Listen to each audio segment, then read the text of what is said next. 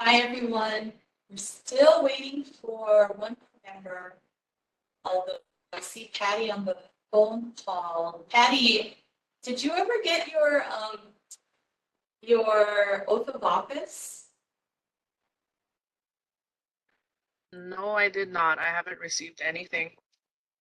Okay, yeah, we're just waiting for that. So it says that on a recent uh, handout that was given to the council, it shows that you're a member, but you need to have that oath of office in place in order for you um, to vote and Is there a take person part in I it. can contact? It would be Corey Vicens from the mayor's office. Okay. Yeah, and we've tried contacting her, but haven't gotten a response yet. So, yeah, unfortunately, we don't have your oath of office either. Okay. Is it okay if I CC Yeah. you on that email? Of course, yeah, please CC me on the email. Okay. And let's see, Selena, I wondered if I just texted Bev Stanich, letting her know that we're starting the meeting, but because we only have 4 members, can the members just receive the presentations and not vote on anything? Yes, we can do that. Okay. And then we just have to make a report the next meeting with quorum. Exactly. Yeah, and we can encourage them to watch the recording as well, or her to watch the recording. Okay. All right, sounds good. So I'll go ahead and start the recording.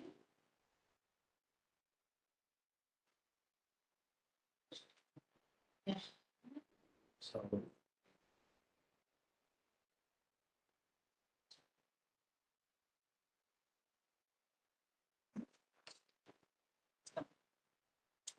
So you can go ahead and start.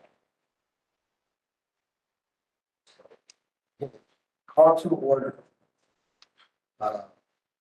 Regular meeting of the Commission of People with Persons with Disabilities is called to order. I think that's the chairperson of the commission. It is now 12:40 p.m. 2021. We're meeting via WebEx video, conferencing, but also have a physical location, Cameron Center, for those who want to meet. So for record, staff, secretary, Angela Danish, will be taking over. We need 5 commissioners present to make one. All members joining virtually will need to have their cameras on at all times.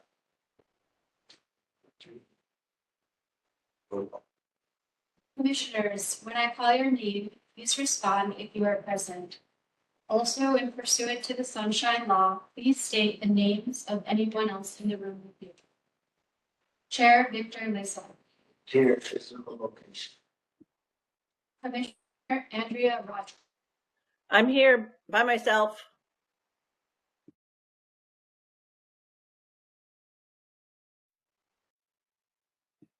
Commissioner Beck. Commissioner David Talent. Here at physical location. Commissioner Sarah Collins. Present, it's just myself. 3 vacancies. Thank you very much. Also, I think for Sunshine Law, we need all of the commissioners that are joining us on the virtual call to have their cameras on. So, Andrea, are you able to keep your camera on? Mute. Sorry. Oh, I think you're muted.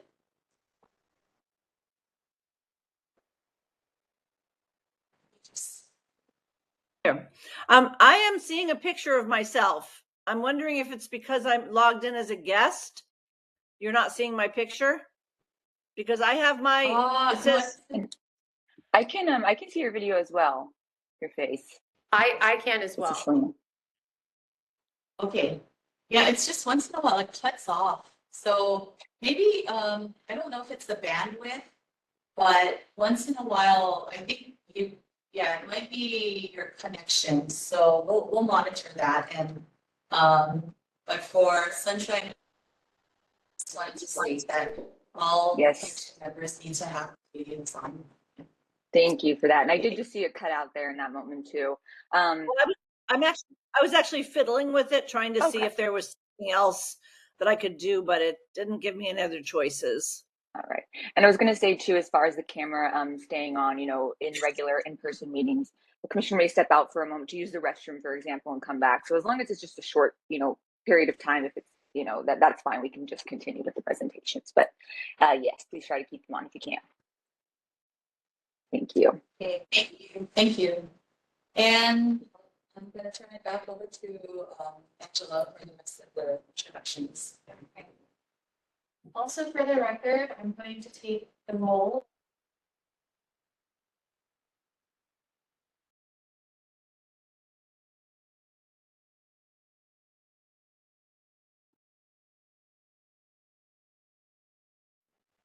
Staff, can you please do your video and also unmute?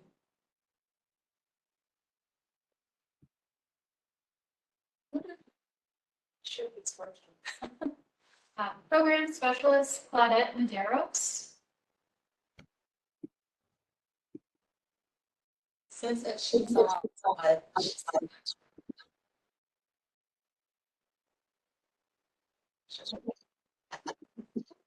but Office Assistant Karen Sumer.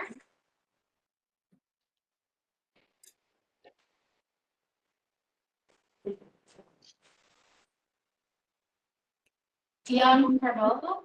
Present.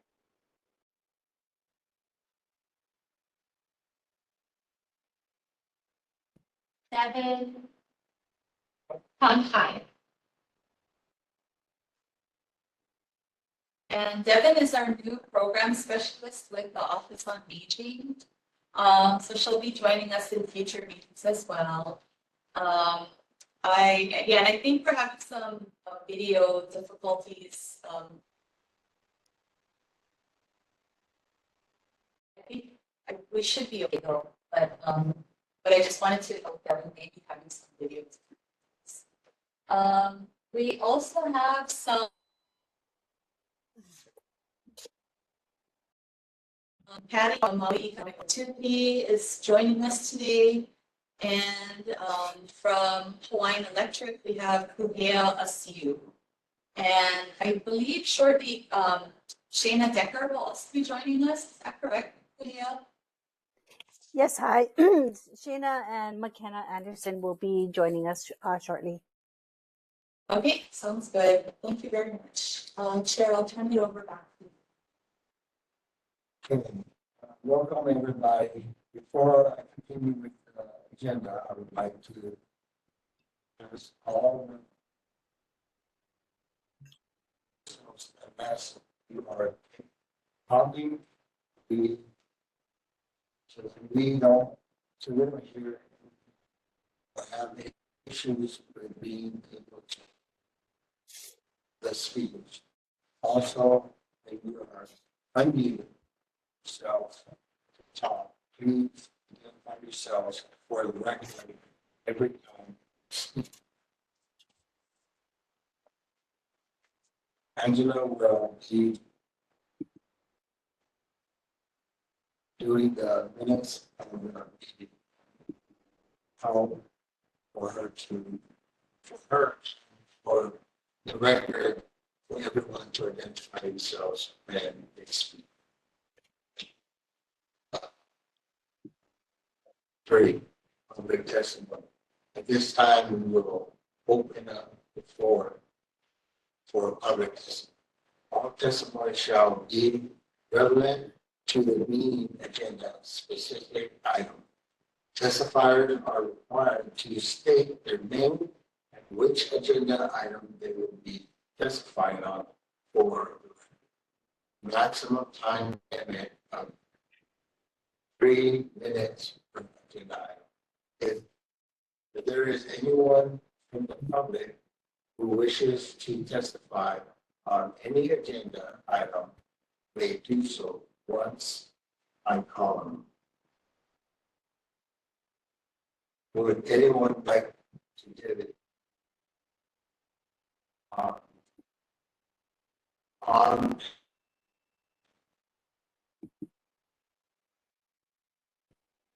Chair, this is what we have testimony. at this time, if there is no one that's waiting to get public testimony with no objections, I'm going to close public testimony. Any objections?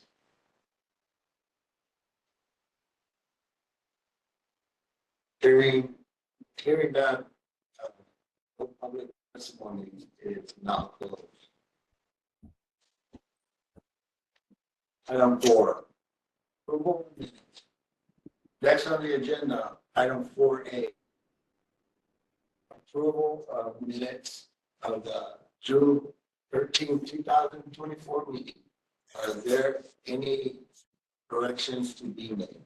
Chair, so because the minutes need to be approved by the commission, and because we don't have quorum, we need to defer that item to the next meeting.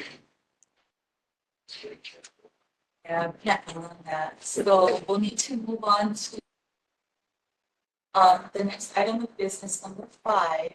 But because we have Hawaiian Electric already present, we can skip to, we can probably skip 5A and then go to 5B.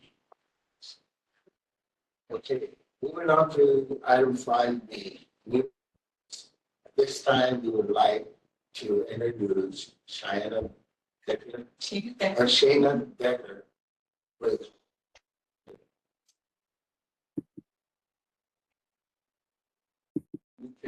public. So before Shayna and the rest of the Hawaiian Electric team give their presentation, I also wanted to introduce Kuhea Asiu and McKenna Anderson, also with Hawaiian Electric.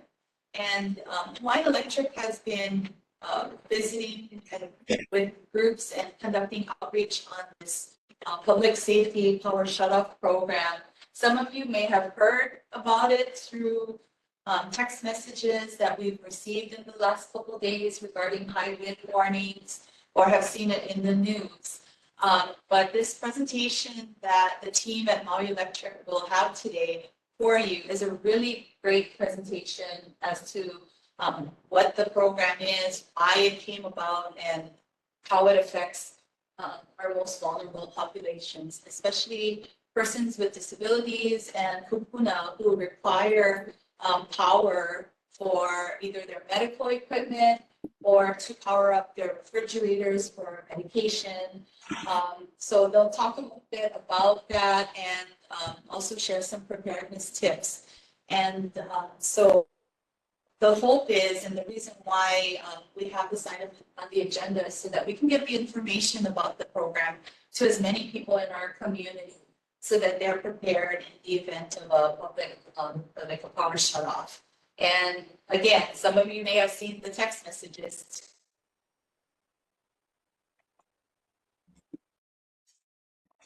for us to listen to. So we need, I'll go ahead and go to Shayna, Kuhea, and McKenna. Thank you for being here. Thank you so much. Good afternoon, everybody. We really appreciate the time to share this important information with all of you here today. And we really encourage you to, again, share what you're hearing today. And we're going to share a lot of different website information that you can also provide to all of the residents of Maui. Again, I'm Shayna Decker. I'm Director of Government and Community Affairs for Maui, Molokai, and Lanai for Hawaiian Electric.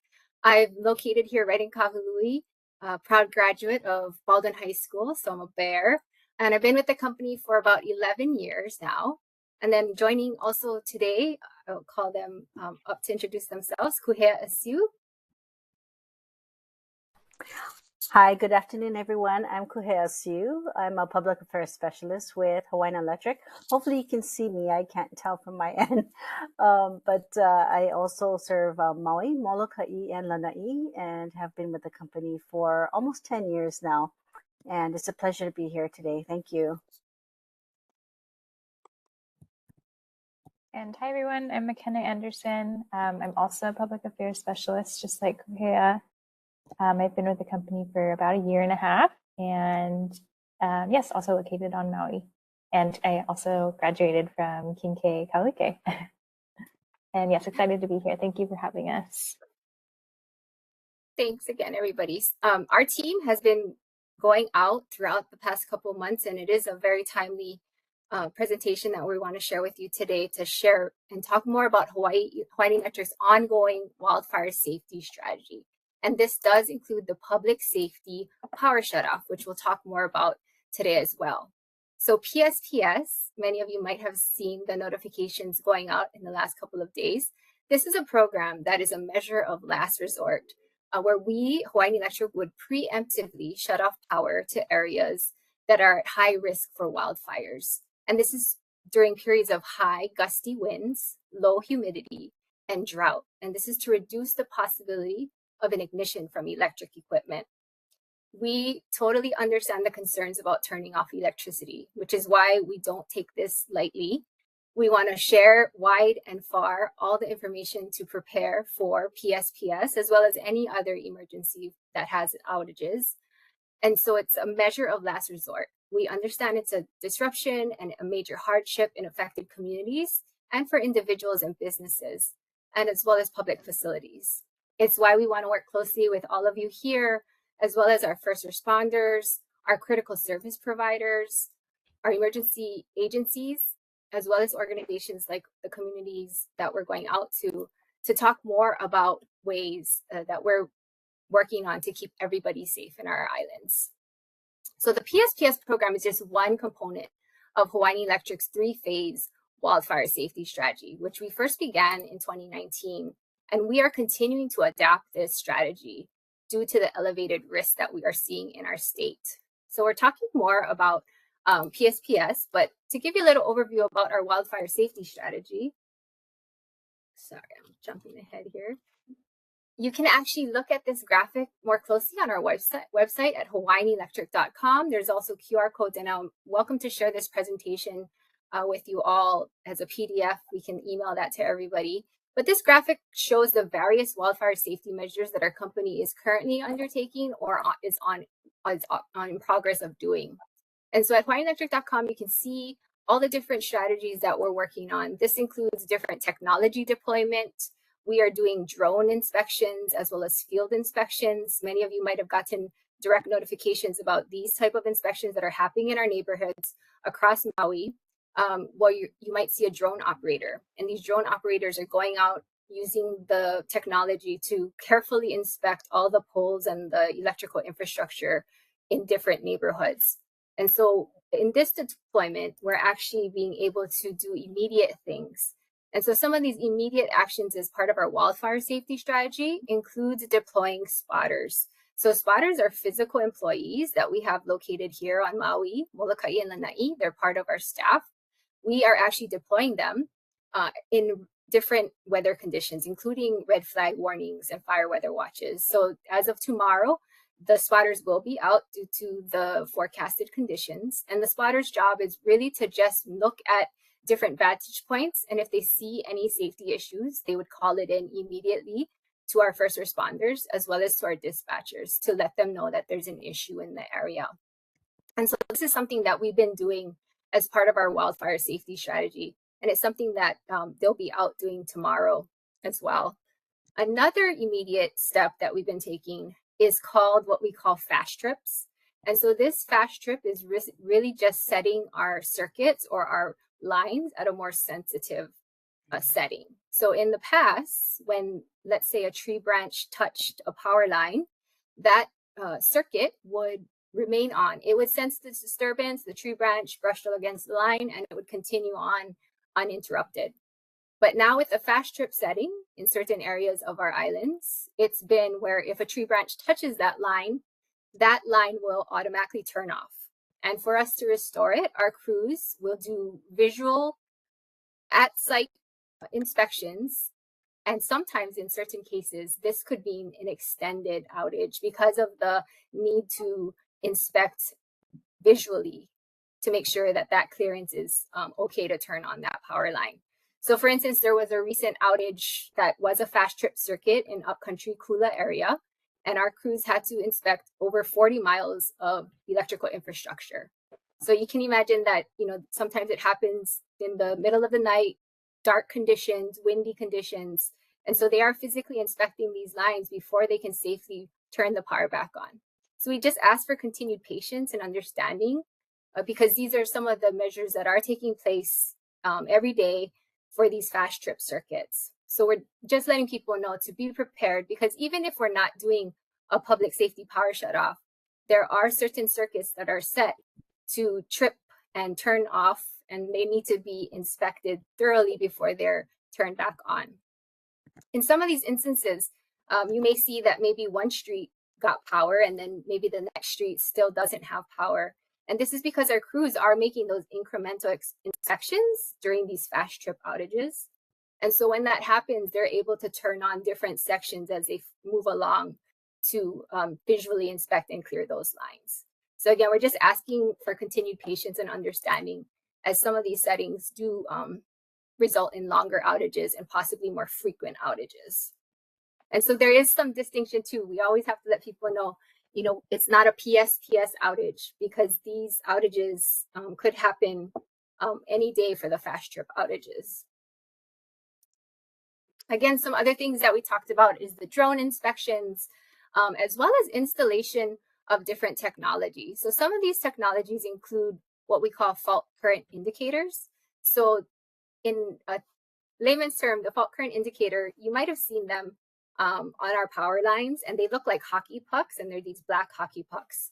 And so you'll see those. And so we're installing more of those on the lines because as the crews go out and physically inspect the lines during outages, these fault current indicators would enable them to see the actual area that's impacted instead of them having to try to walk that whole line. So as we add more of these fault current indicators, they're able to pinpoint more exactly where the problem is within that circuit. So next time you're out and about, maybe walking in your neighborhood, you can see, these three black hockey puck type things on the power lines, and you can notice that that's how the trouble men and our crew detect certain outages in certain places. Another thing that's happening as part of our wildfire safety strategy is replacement or upgrades of different power lines. So in many areas, we are doing planned outages. Every day for the last couple of weeks, we've had to do planned outages where our crews are actually switching out copper power lines to aluminum. And these copper power lines, they are good conductors, but they do get brittle. So aluminum is being upgraded to these power lines. And so that's why we need scheduled outages to make these replacements.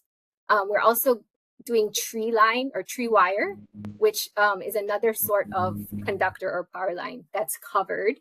And these are in places like heavily wooded areas like upcountry, where we might have covered conductor instead of the bare aluminum power lines. Another big part of the wildfire safety strategy is recent installation of weather stations and then fire detection cameras. And so we'll talk a little bit more about that because weather stations that we've installed across our islands, more than 20 on Maui alone, they actually give real-time data on wind gusts, wind speeds, humidity. And so as we talk about PSPS, these are all things that we look at if we have to potentially shut off power. So PSPS, we launched the program July 1st, and that means that our company is just ready to preemptively shut off power should we need to with certain weather conditions. And these weather conditions, again, are being monitored minute to minute by our system operators. And so we use these technologies like the weather stations to let us know in various parts of the island where these different reads on humidity and wind gusts are looking at. So again, it's our last line of defense, and it will be triggered by different conditions. And so to give you an idea of where PSPS could possibly take place, you'll see in these orange areas of Maui and Molokai right now that it includes parts of West Maui, Upcountry, parts of Ma'alaya, as well as part of Waikapu and a little part of Kahului. And for Molokai, it's a little part of Kaunakakai. And so this is not a set in stone map. It will evolve over time as we install more technology, or we might add different places based on high wildfire risk. But these areas were identified based on our infrastructure, consultation with our consultants, our fire consultants, as well as the DLNR state maps for high wildfire risk areas. And so if anyone's ever wondering if they are in a PSPS area, you should have been getting direct notifications from our Hawaiian Electric group, and it's either via email, text messages, or phone messages. But you can also go to our website, hawaiianelectric.com, under /PSPS, and you type in your address. And the address would tell you right then and there if you are in a PSPS designated area.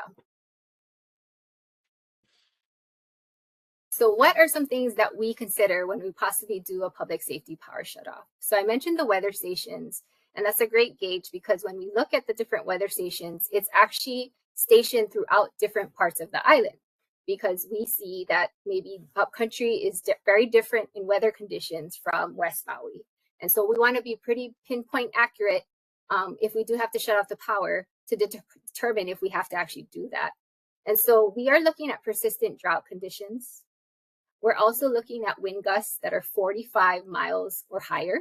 And so wind gusts are a little bit different from wind speeds. Those are the ones, wind gusts comes in every so often. And then we're looking at relative humidity below 45%. And so as we watch for this recent National Weather Service issuance of a fire weather watch, they are looking at all of these things, but we don't want people to automatically think, oh, red flag warning, they're going to automatically shut off the power. No, we want to prep people to know that during fire weather watch and red flag warnings, we could possibly do a public safety power shutoff, but we're going to monitor all of these different conditions per the different weather stations before we turn off that power. And so to give you an idea of how this kind of looks like in real time, we're here right now this week, PSPS alert 24 to 48 hours before a potential PSPS. So the National Weather Service issued a fire weather watch yesterday, and they said it was for Friday. So many of you may have seen the news release, gotten direct email notifications or text messages if you are in a PSPS zone, that we are monitoring the weather, the fire weather, and we are preparing for a potential PSPS as early as Friday, depending on the National Weather Service forecast. And so we are sharing this very broadly, getting it out to as many people as possible. We have a very extensive email distribution. And then we'll talk later about how, if you're not receiving those forms of updates, we would love to add you to our various distribution channels. So this is where we are right now this week. And so possibly, if the weather conditions happen to trigger all of those thresholds I mentioned, let's say tomorrow, then we would have to shut off power in whatever area is looking to meet those conditions. And so again, we would want to communicate to people either as soon as we can once we turn off the power, because it is sometimes minute to minute that we turned off the power, and to stay updated by using the various channels that we'll talk about. Because what we want people to kind of think through even before an outage happens is, how am I going to get myself and my household prepared? Because once that power goes off, we have to do certain things before we can even restore power. So that's why we're letting people know during a PSPS that it could be hours to days, depending on what kind of weather conditions we're seeing, that the power will be out. So during a PSPS, we're going to provide updates to say, you know, hey, it's still red flag warning, or the conditions are still looking like this, the power has to remain off. And so when that weather condition subsides, when the red flag warnings go away, we cannot just, you know, turn back the switch back on, because we still, again, we need to physically inspect all the different areas that power was shut off in. And so sometimes this can take time to do that. And then because we're seeing such hazardous weather conditions, there could be damage on the system, right? So crews would then have to be working to restore different areas depending on the damage that we find when we do the inspections. So again, this part, even though the weather subsided, you know, we're not going to be able to just turn it back on. We're going to have to do extensive inspections before we can do that. So again, we're just trying to prepare people that, you know, the weather condition might only be for 24 hours, but that doesn't mean that the power will just remain off for that time. It might be even hours to days after. So we want to continue to keep people informed during this period through all the different channels. And so that's why we've really been just going out. We've been doing open house presentations. We've been speaking to groups like this. We're happy to speak to any other groups that you think of that would benefit from this presentation. There's multiple videos on our website that talk about how communities can prepare, not only for PSPS, but for any outage or for any type of emergency. And so this is going to be an ongoing thing. It's going to be a seasonal thing where every year, you know, before hurricane season, we're talking about how can I get my home prepared? How can I be prepared for emergencies, for outages? And so we're constantly going to be sharing this type of information with our communities. And so the most important thing, I think, in terms of preparation, not only to think of like, you know, how much food, water, medicine I should have for my families, but how do I want to stay informed? And so that's why getting the emergency alerts from Hawaiian Electric, if you are in a PSPS area or you have a family member who's in a PSPS area, we want you to be able to update your electric account information to provide most current contact information. So in the past, we don't require people to tell us if they are dependent on medical equipment that need electricity. So now, as we do PSPS, we are letting people know that they should fill out a medical needs communications form, which we have here as a QR code, but I'll also send you the web links directly, that each individual in that account can put their cell phone number, can put their email address that they want to receive notifications for should we have to do a PSPS. And we've been going out and talking to a lot of different folks, and a lot of them say, well, I don't want to have, I want to get the notifications, but I also want my son in the mainland to get the notifications so I don't have to constantly, you know, try to tell him what's going on.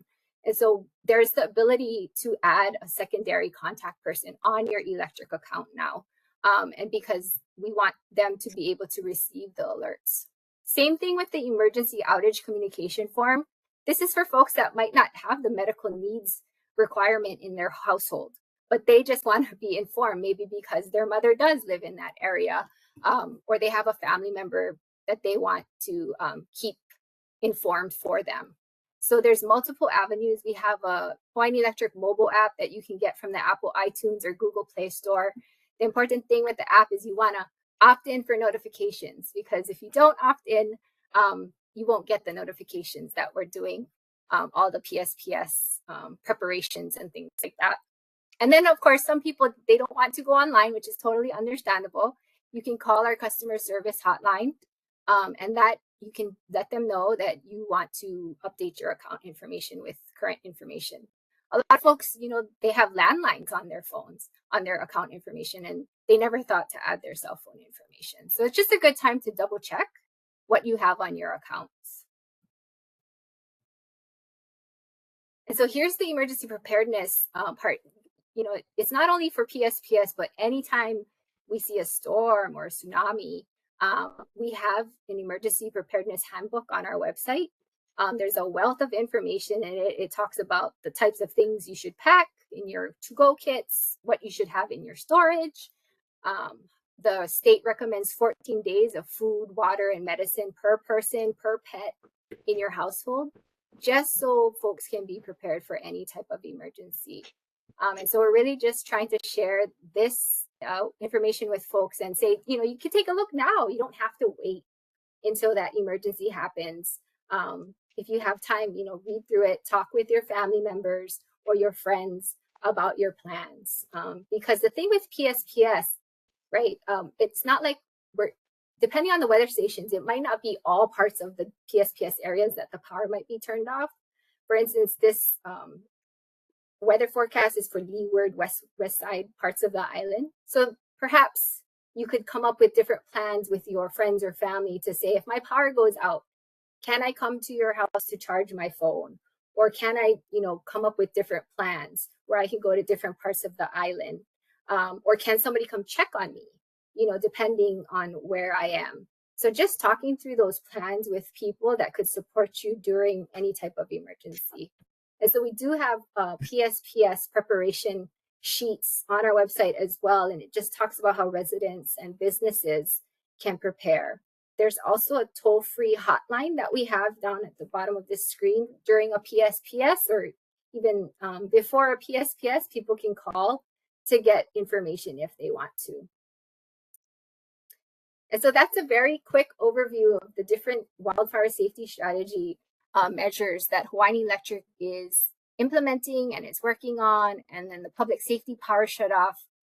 Again, we encourage everyone to prepare their families, even in the event of any type of emergency. And we just really appreciate the continued partnerships with all of our community organizations, our first responders and emergency management agencies, as we continue to work through all of these plans to make our communities safer. We can take any questions, or if Kuhea or McKenna want to also add anything, we're open for time. Thank you.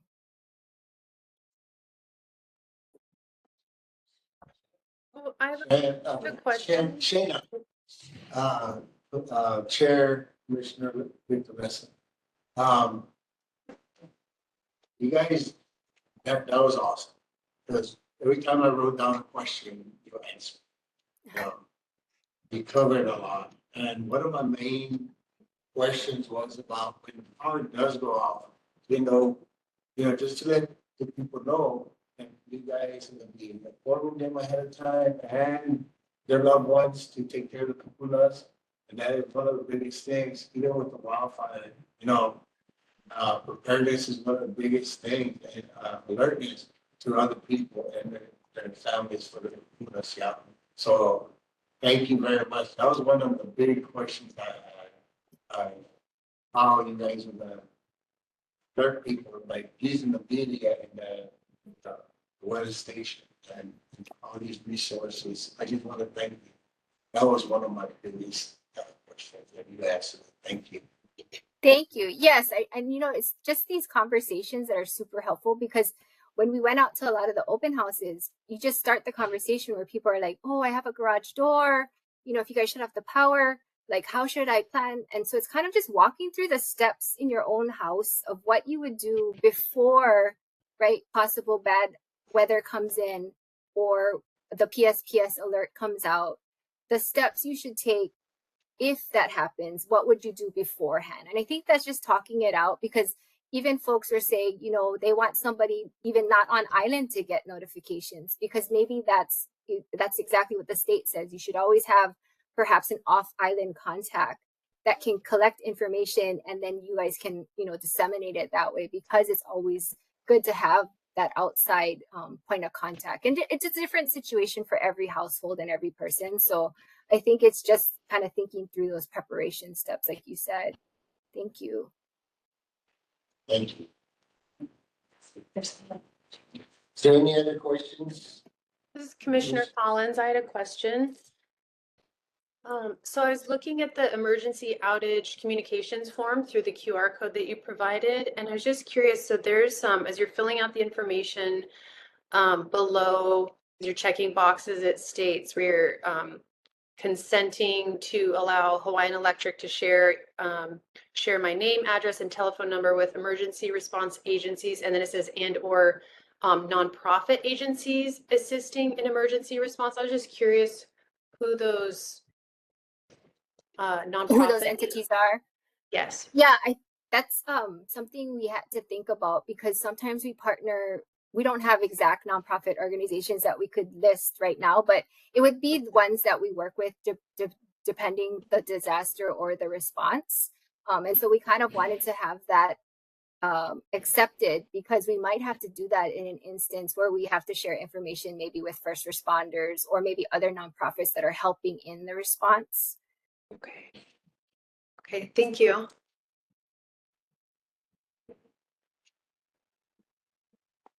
Any other questions, commissioners?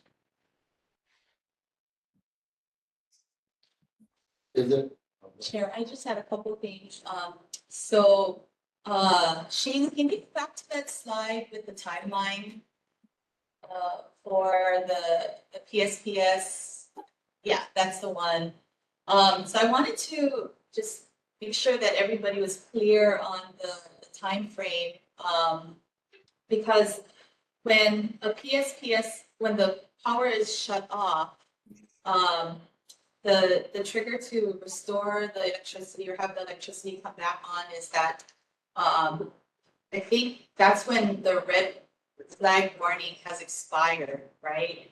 Shayna? Is that like once I'm the sorry, weather, so it says once the fire weather threat has ended, crews will begin patrolling and look for down lines, but that means that the red flag warning, when the red flag warning expires, that's when you can start to do restoration. Correct. And so So you that kinda- really is dependent too, right? Like, so red flag warnings, it could be canceled, but we want also to make sure that maybe the wind gusts or other things that we're looking at are sustained for, several hours. So we make it safe for the crews to go out.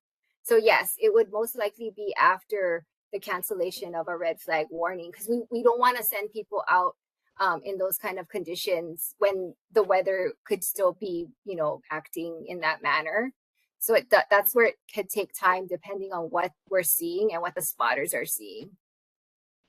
So like in this case, we just got a notification this morning saying that there's a wind advisory and that it would expire, I think at 6 a.m. on Saturday.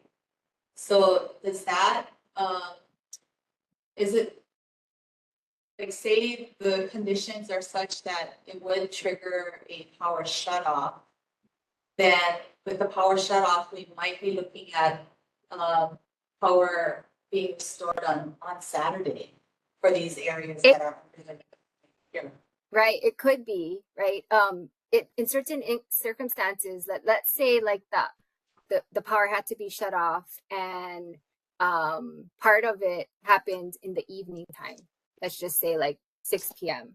So evening time might make it a little bit even more challenging for visible inspections to take place, or maybe they're in terrain where it's in gulches and they need a helicopter to fly.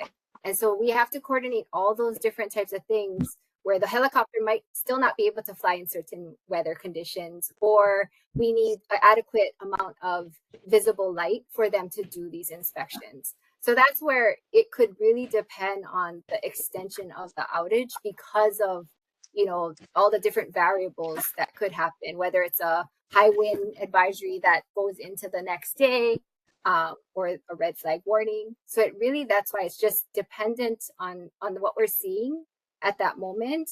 But we would hope to be able to, again, communicate to customers, right, the reason why it would be extended, overnight or into the next day, because maybe crews have to do this, and this before power can be restored.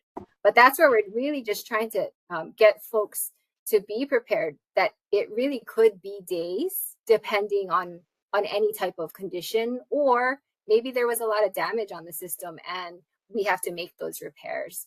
So that's where that flexibility of not knowing when the power could come back on, that you could just have to be prepared for extended outages that could be days. Yes.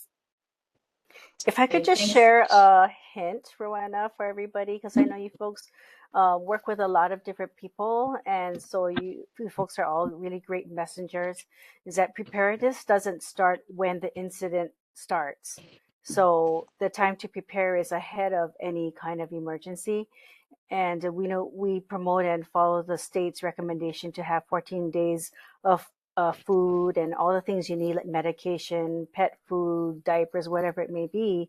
So preparing now and over time, little bit by bit, is helpful rather than trying to go out and get everything all at once. And you see the long lines at the store when people realize that emergency is happening. So if you folks are able to just kind of help share that word, that the time to prepare for an emergency is not when the emergency is happening, it's ahead of time.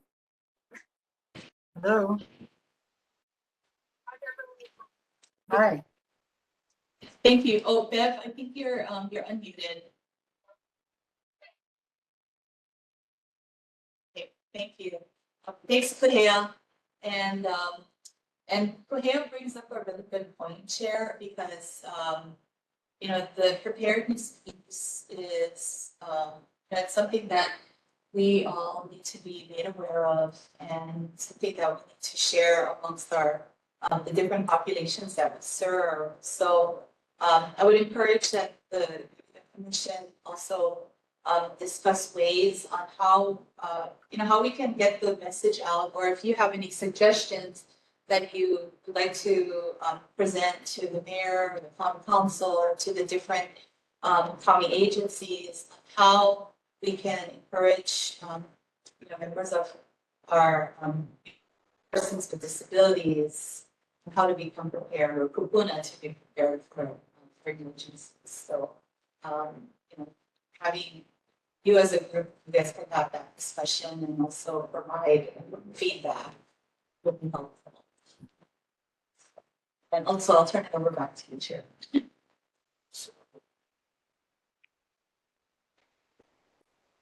Chair, I think, so do you have? Any other questions, maybe? Yeah. Commissioners? Go ahead. Commissioner Talek, so you mentioned when branch is hitting the line and it'll automatically shut off. Is that what you said? Yes, in certain circuits on the island, it's set at a different setting, if you will. It's called what we call a fast trip.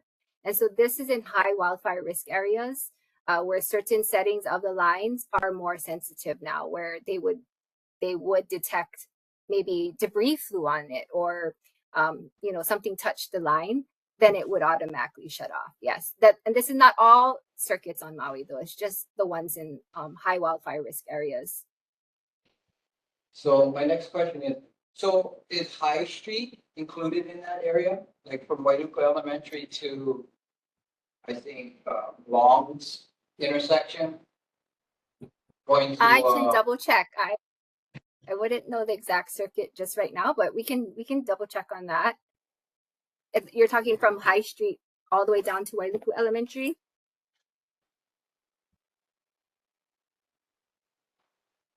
Okay. And then another question that our staff had the other day when we learned this presentation, or we received this presentation from Shana, was, along Manoa-Ki'ilani Highway and High Street by the Kehalani subdivision, there are those long lines that are kind of dragging across.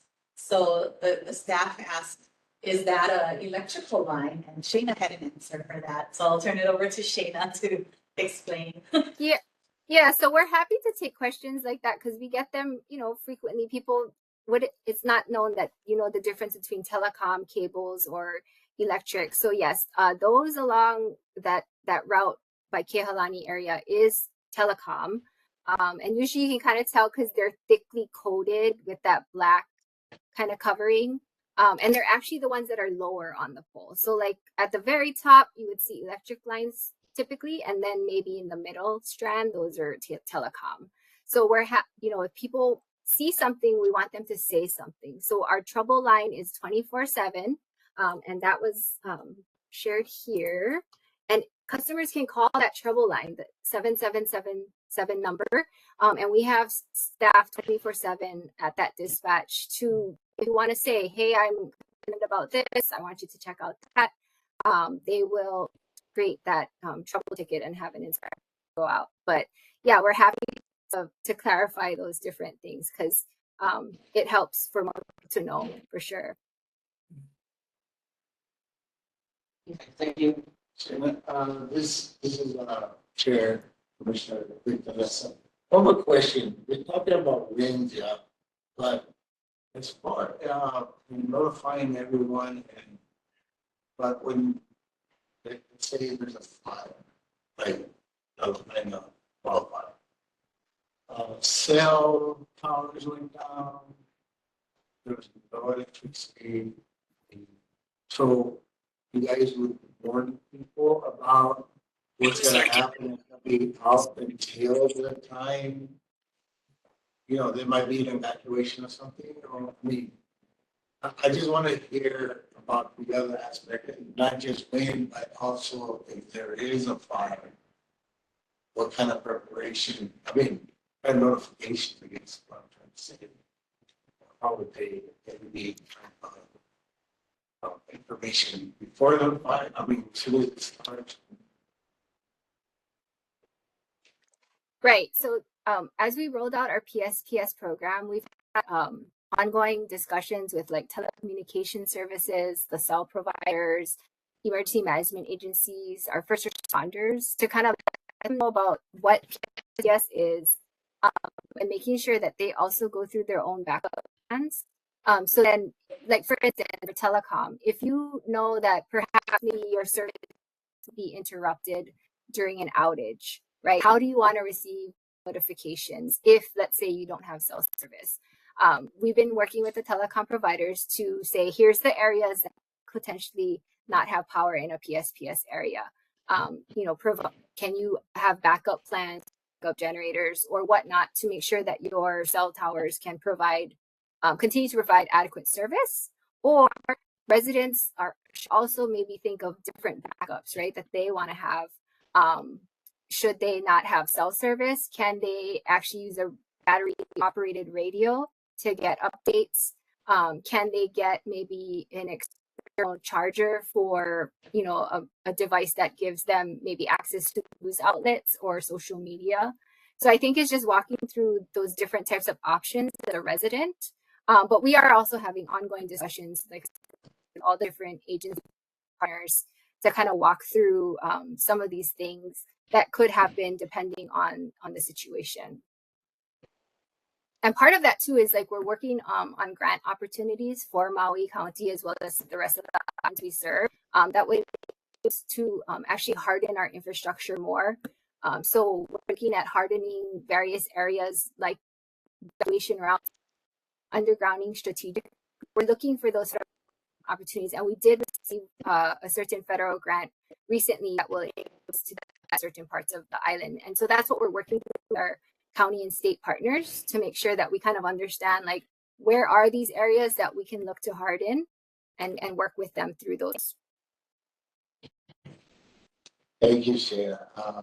I just had to ask that question because a lot of people would be like, who knows, and be like, oh, there's a fire. How is it going? And you answered the question. Very good.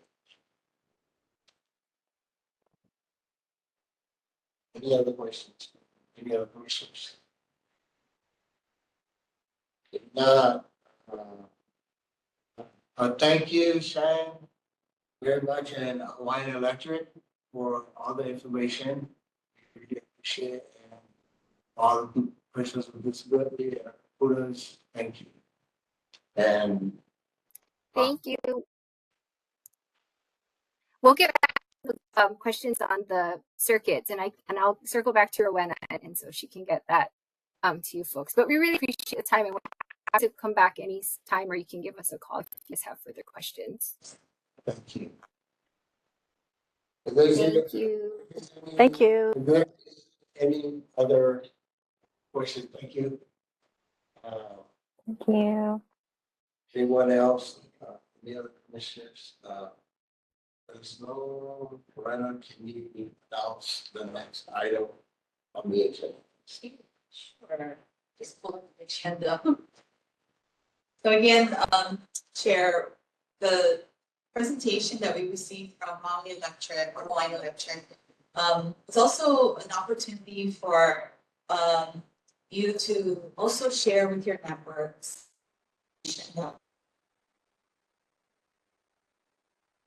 presentation that that Hawaiian Electric can give to us along with their handouts. So what we'll do is we'll share that in an email to all of you, and then also post it on our website and on the commission website so that people in the community have access to it. Chair, the next item of business that I wanted to introduce, going back to letter A, is an overview of the draft long-term recovery plan for West Maui. So there's 4 items under this this agenda item. The commission may discuss matters related to the draft long-term recovery plan for West Maui. The commission may also receive a presentation by representatives of the Maui County Planning Department and the Office of Recovery. They actually weren't able to join us today, but what I'll do is share information to get you started so that we can continue this discussion in December.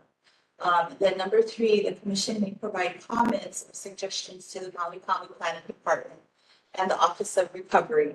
And then number 4, we added the information about where this draft is located. So there's a website at www.mauirecovers.org/Lahaina. So Chair, if you don't mind, I'll go ahead and share some information about that. And the reason why this item is on the agenda is because the commission has been interested or has expressed interest in learning more about the long-term recovery plan for West Maui following the wildfires.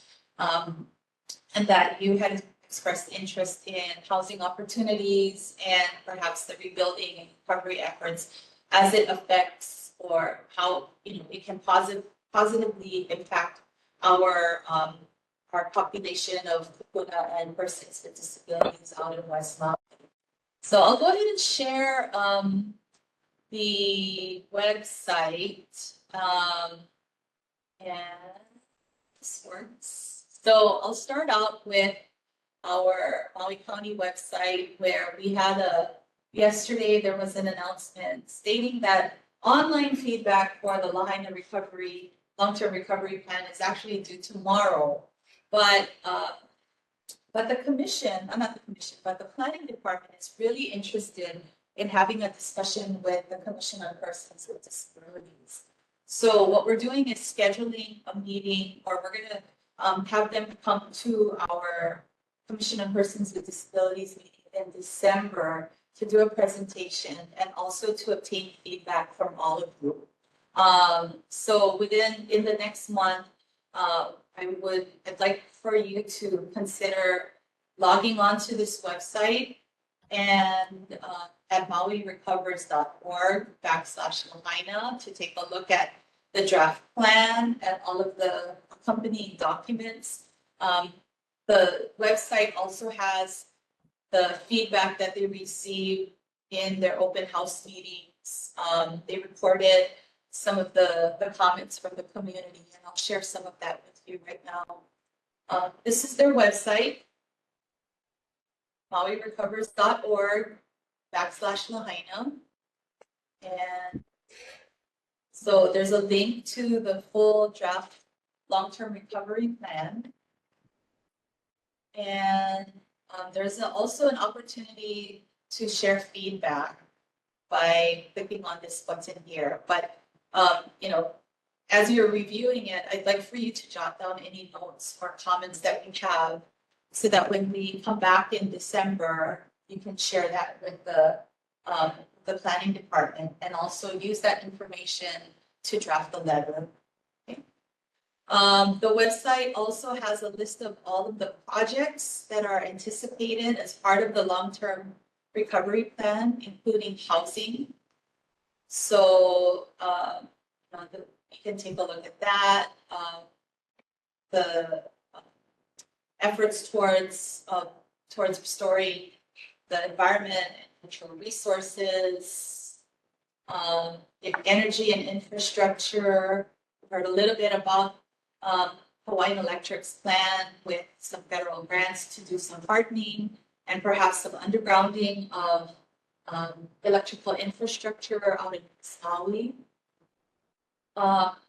Health and social services is another area that's addressed in the long-term plan. And this may be something that all of you would be interested in as well. So in addition to learning more about housing opportunities for persons with disabilities, what about health and social services? Especially, bringing those services to West Maui for those who, for the disabled population. Of course, I mentioned earlier, infrastructure. So commission members, think about how infrastructure plays a role in a person's life, especially a person with a disability. With, if someone is in a wheelchair, or someone is hearing impaired, or has an intellectual communication disability, how can we create an environment? How can we build infrastructure or create a built environment that can accommodate different needs or be able to make transportation accessible for a person with disability? How can we connect a person with a disability to the different services in our community? What are some economic development opportunities? Are there jobs for people with disabilities? Think about that as well. And then there's also some community planning, emergency preparedness. So there's a lot of different items in here, but I know for this commission, you're all interested in housing opportunities and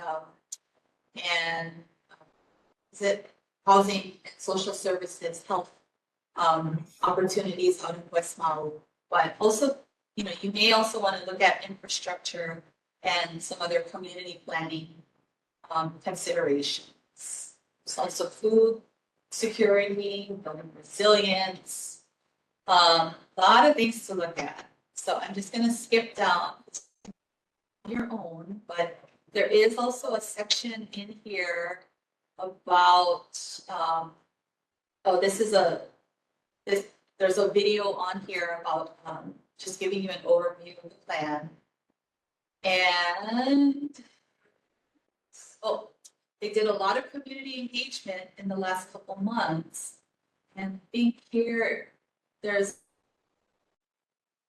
are links to the different surveys and responses that they received from the public. So you may want to take a look, if you scroll all the way down, take a look at the community input and the public testimony, because there may be things in here that you might also have, that you share the same kind of comments. So I would encourage you to take a look at the website, spend some time in reviewing this and then preparing for that meeting coming up in January, or not January, in December with the planning departments.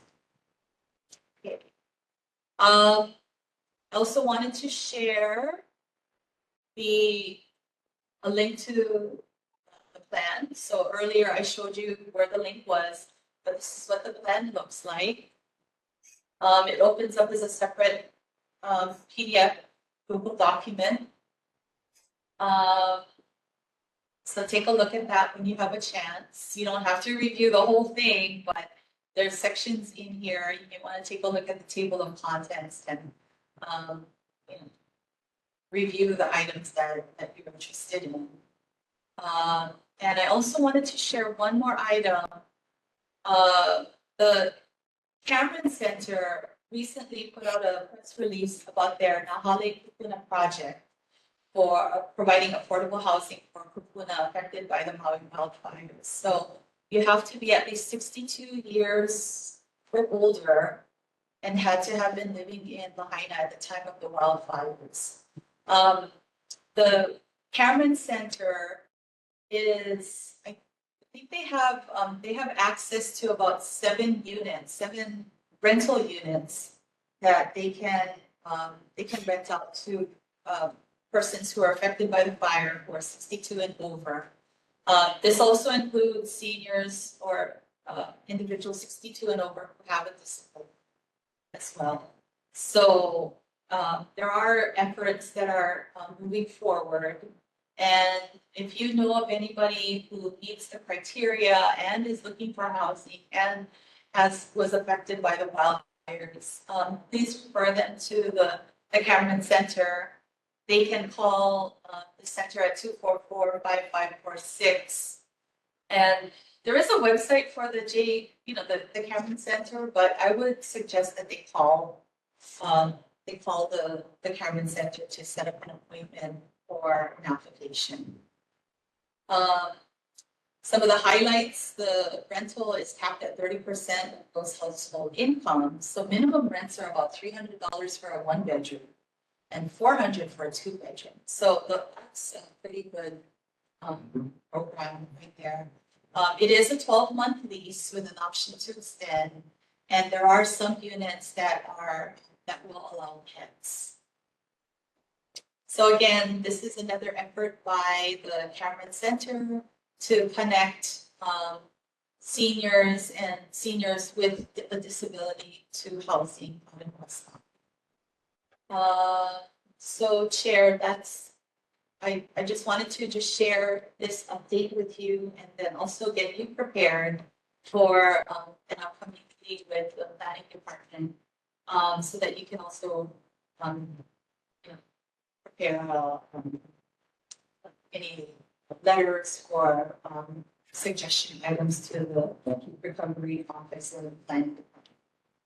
I also wanted to note too that the TIG is I still have the TIG together. We are going to schedule a separate meeting for you with the planning department staff. So I think after this meeting in December, we'll be able to schedule another meeting with just the TIG and the okay. So Chair, questions, let me know. And I'll stop sharing my screen. Thank you. Any questions for commissioners? Anybody? Anyone? Any questions? Okay, if not, at this time, we establish that it's county clerk office in regards to this. Okay, so Chair, you're under item 6, unfinished business regarding efforts to ensure equal and independent access to voter registration, casting of ballots, and all other county elections division services. The first item, Commission may discuss recommendations to the county clerk and the mayor's office regarding the establishment of the county elections, the accessibility needs advisory committee for the county voters and special needs committee under Hawaii revised statutes. So Chair, we did reach out to the mayor's office and haven't gotten a response on this. So we'll continue to check on the status of that special needs advisory committee. And then number 2, the commission may discuss the status of the letter sent to Mayor Richard Biston. So there was a letter that was sent out, I want to say about a year ago, asking for status. So unless you have any comments that you want to share or questions or any action items, you can talk about that at this time. You may want to ask the Anyone on the machine having? Sorry.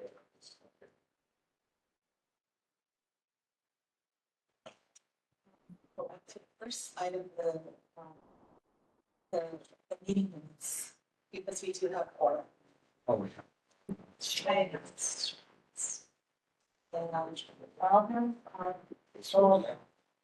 So Chair, you can actually go to item 4A, approval, yes? So this is, we're going to go back to 4A. Approval of the minutes. Wow. So, Brian, I will say. Approval of the minutes. of the June 13, 2024 meeting. Are there any corrections to be made? Questions? So commission members, you have a copy of the meeting minutes. And the meeting minutes from June 13. So that's what we're discussing right now on the agenda.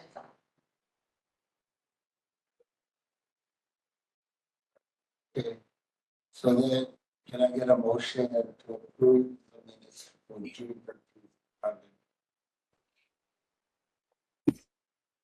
Meeting minutes. With the stated corrections, if any. I get a first. A second, to approve this one. This is Commissioner Rogers. I make a motion that we approve the minutes from June 13. This is Commissioner Collins. I second that motion.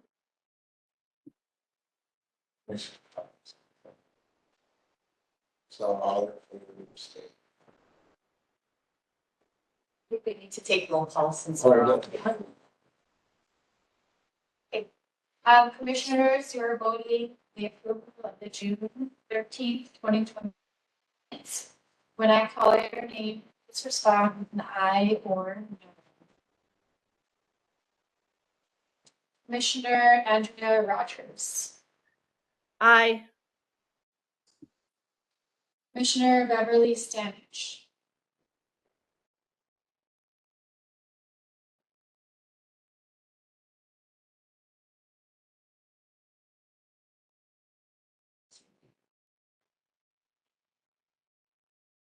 Ben, are you able to hear us?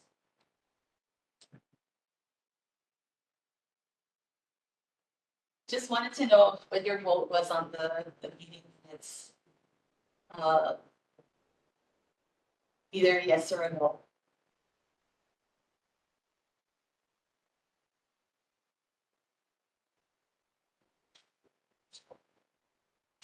Ben, if you can hear us, are you voting yes or no? Thumbs up for a yes, thumbs down for a no.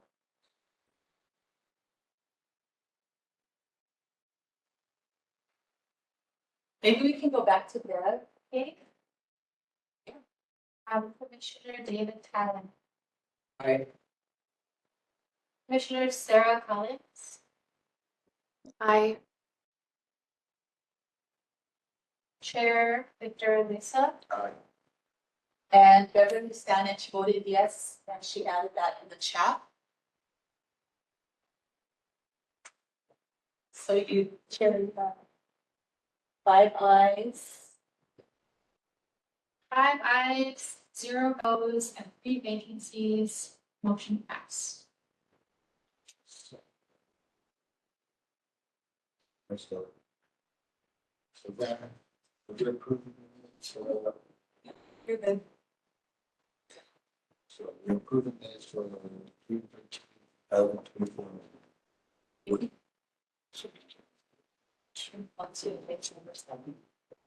So now we're moving on to item number 7. Moving on to item number 7, Maui County Aging and Disability. Moving on to item 7 on the agenda, title Maui County Resource Center. Okay, thank you, Chair and members of the commission. We, just going through the item A budget, we are in the middle of about the midway point of the fiscal year. So at this time, we don't have any budget issues. We are getting prepared for the fiscal year 2026 budget. And I just wanted to note that in the budget process, there are opportunities for members of the public to share any questions or comments to the budget office, or even any suggestions regarding issues that they'd like to have addressed in next year's budget. So, you know, in my previous experience as at Public Works, there were concerns that were raised during the public comment period where, you know, I have a disability. Can you consider infrastructure improvements in this area or fixing a sidewalk? So those are opportunities. This is a good time right now to share those concerns with the budget office so that they can share it with the departments and have those items be included in the upcoming budget. Even things like resurfacing a road. So if you see or know of any concerns, like infrastructure concerns affecting a person with a disability, you may want to reach out to the budget office and share those concerns so that they can have it addressed. Also, there are opportunities in the budget for grants. So if there is a nonprofit organization that helps supports persons with disabilities and they have a service that they'd like to be able to share in the community, they can also reach out to Grants Management Division or through the mayor's office, the budget office, to share or ask for information about the grants process so that they can be prepared for a grant.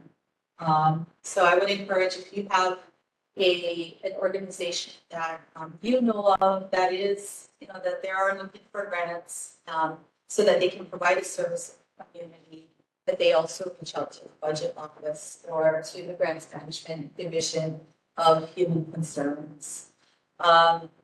The budget is anticipated to be shared with the county council at the end of March. And from April to May, the county council does, they deliberate on the budget and provide their final recommendation to the mayor at the end of May, beginning part of June or June side. So just wanted to note that there is a budget process happening right now and that there are opportunities for members of the public to share any concerns or suggestions on how the county's revenue is being spent.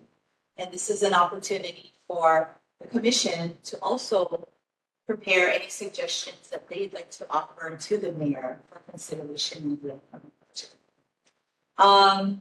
In terms of personnel and staffing updates, we have a number of vacancies, but we have made a request to our departmental personnel officer to have them filled. So there are 2 aging and disability resource specialists, 3 positions that are that we've asked for request to fill. There are 2 program specialist positions that we are currently interviewing for. So we have interviews taking place tomorrow, and then we had interviews last week. So we're just, you know, after the interviews are done tomorrow, we'll be able to make a recommendation to our director and be able to make offers. Recently, we did fill our secretary position. So Karen had been temporarily assigned as the secretary, but now we have Angela Danish here. So Angela is our new secretary for the division. We're happy to have her. And we also hired Devin Planhai, who's on the call today. She is one of our new program specialists as well. In terms of community outreach and visits for October, our senior fair last November 2nd at the Maui Mall, we estimated about 1,000 people attending the senior fair that day. And we had a lot of great response from folks there asking if there was going to be like another resource fair out in West Maui. So we're looking towards we're looking at opportunities for that sometime next year. We are also working on a Molokai Senior Fair or Molokai Puna Resource Fair to take place in March next year. So more on that will happen in months ahead. And that's about it for our uh, our report, but I did see Commissioner Rogers, her hand was raised. Commissioner Rogers? Oh, yeah, I was curious where we can look at last year's budget. Sometimes it's nice to look at what was funded to better understand how to make recommendations. Sure. Yes, you can take a look at last year's budget. In fact, a copy of the budget can be found in the county website. So let me go ahead and share my screen. And I can show you where it's located, and then I'll also have the link to the website in the chat. So on the county website, if you look at government and the budget office, and there's a link here to budget documents and ordinances. But also here, I wanted to share this one, the FY 2026 county budget request form. If you click on this one, it'll take you to the community budget request. So you would share your email address, your name, who you represent, and the issue or item that you would want to suggest for next year's budget, funding request if you know of it, and the responsible county department. So there is a form on the county website. And it says here, forms may be mailed to the office of the mayor or emailed at the budget office. Okay. So there's that opportunity. And then on budget documents and ordinances, you'll want to take a look at fiscal year 2025. On this column, this is the council's adopted budget. And in this column is the mayor's proposed budget. The council's adopted budget is the one that we go on. This is the final version. And in here, you'll want to take a look at operating and capital budget. And it'll open up a number of documents. So this is where you'll see, they're kind of separated out. So under human concerns, yeah, you have to scroll. So you can see here, if if you're interested in agriculture department's budget, you'll take a look here. If you want to take a look at emergency management budget, they're here. Human concerns, sorry, this is housing concerns, but what you want to take a look at is human concerns. So we'll pop. This is the narrative, the document that shows the org chart, strategies, and then also performance measures of all of the different divisions within human concerns, the adopted budget or number of personnel, the items that were approved, the different costs. And another item that you'd be interested in, this is where you see all of the grants, like grant subsidies. So things like food, shelter, and safety grants, and the different agencies that receive the grants, the amount of the grant. So there's a lot of early childhood, family support. MEO has a number of programs here as well. Substance abuse programs are also included. So this is where you find information about the different grants that were awarded in the fiscal year. So again, that information can be found online. What I'll do is I'll share the link to this page and put it in the chat. Any other questions? Okay. Chair, question. Are you talking about coming council and sharing?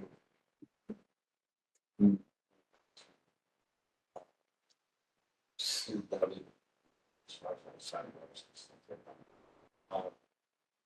as humans, commissioners.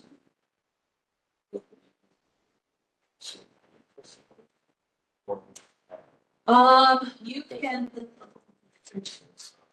sure, so you can, as a commission, you can write letters to the county council members, or you can write a letter to the council chair, through the mayor's office. So we can write letters, as a member of the public and not, I don't think, and Selena, you may want to correct me on this.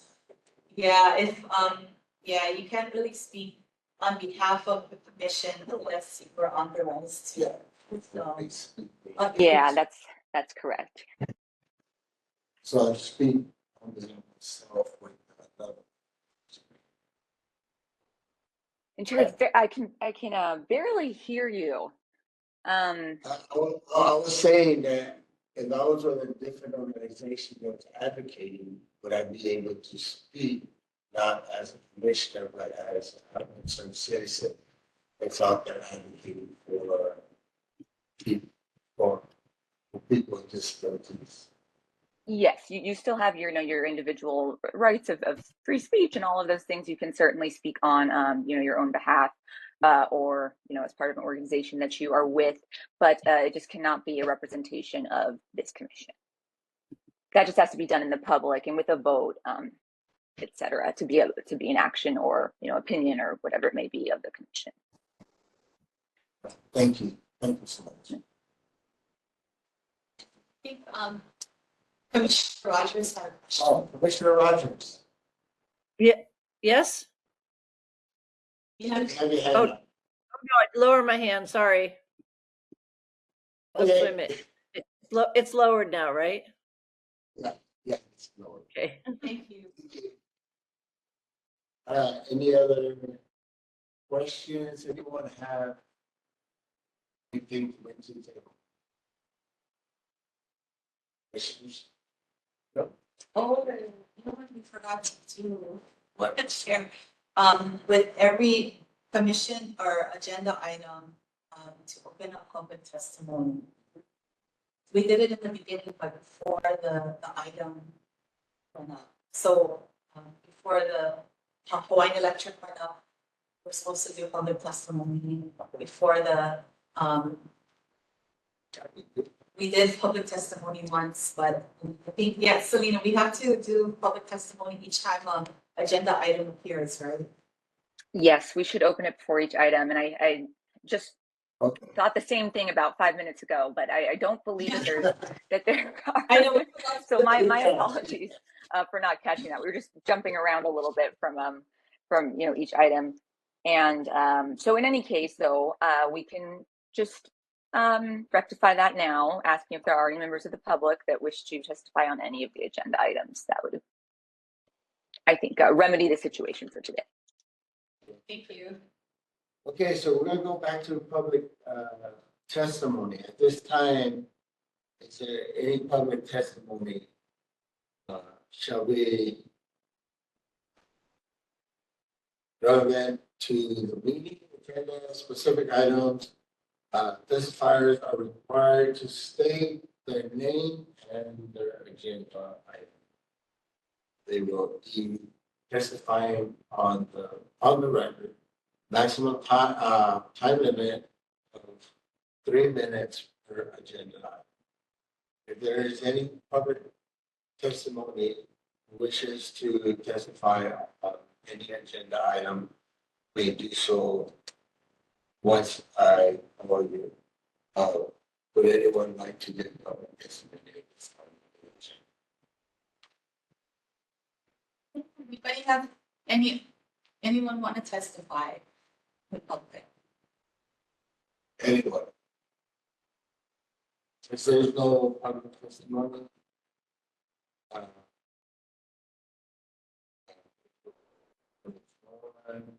waiting to get public testimony with no objections, I'm going to close public testimony. Any objections? Any objections from the commission members on addressing public testimony? No objections. No objections, so we're gonna move on to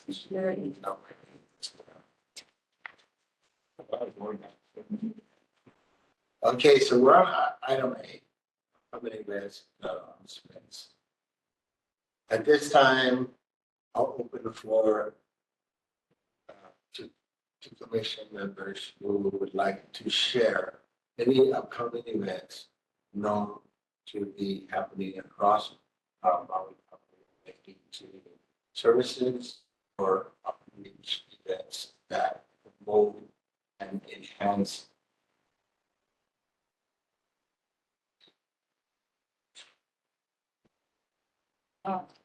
equity and quality of life for Maui County residents with disabilities. So any upcoming events that we want to share? See, no, none. So there's none at this time. We'll go to item 9. Oh, sure, sorry. Just wanted to share one item. So this week,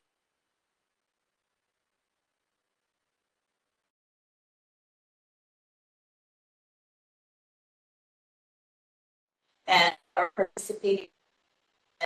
Community will have a number of tables at the Queen Paluman Shopping Center from 10 till about noon with different resource agencies. So that's an opportunity to be connected to services. And, So they'll be going to the station. yeah, there's different stations and people can go and visit the different groups with the page. Thank you. Is there any issues?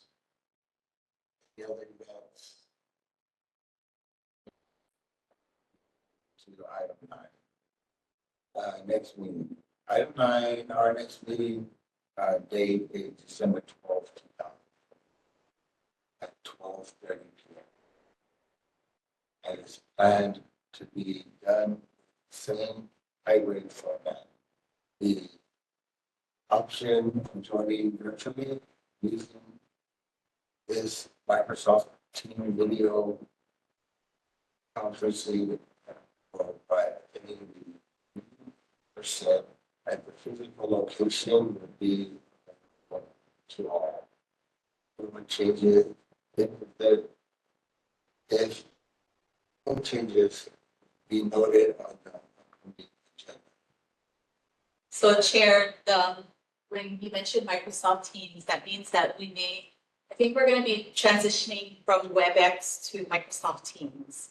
So that's another virtual platform that the county is using. We recently switched over to Microsoft Outlook for our emails, but we're going to switch over to Microsoft Teams now for our video conferencing. And I hope it'll help out with some of the issues that we've been having with, yeah. Okay. Item 10, Chairman. With there being no further business today, there are no objections, and I feel consensus to adjourn this meeting. Please raise your hand to show consensus. Is everybody okay with adjourning the meeting? Raise your hand. Raise your hand and consensus. Okay, we got Commissioner Rogers, Commissioner Talent, yourself, Commissioner Collins, and Commissioner Stanich. All raise their hand. Please have a great afternoon. Thank you very much, Thank you, everyone. everyone. Everyone. Thank you. You guys did it.